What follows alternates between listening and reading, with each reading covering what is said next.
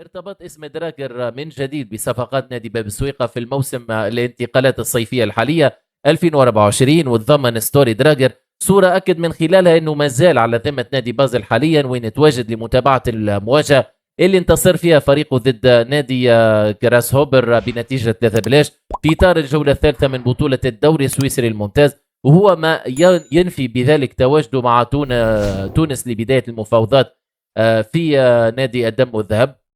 الصورة اللي أحبطت ونشرت لاعب بازل أحلام جماهير الترجي ولو بشكل مبدئي، حيث كانت تطلع لرؤية نسر قرطاج بقميص نادي باب سويقة في موسم الانتقالات الصيفي الجاري، وذلك بعد تأكيد العديد من المصادر رغبة نادي بازل في التخلص من اللاعب بسبب كثرة إصاباته منذ بداية الموسم. يذكر أنه إدارة بطل الدوري التونسي تمكنت من تمديد عقود الثلاثي محمد بن علي ورائد بوشنيبة ومحمد أمين بن حميدة، وأبرمت 7 صفقات رسمية تتعلق بالحارس كما قلنا بشير بن سعيد، والمدافع الأيسر أيمن بن محمد، المهاجم يوسف العبدلي، والمدافع حمزة إجلاسي، والجناحين يوسف بليلي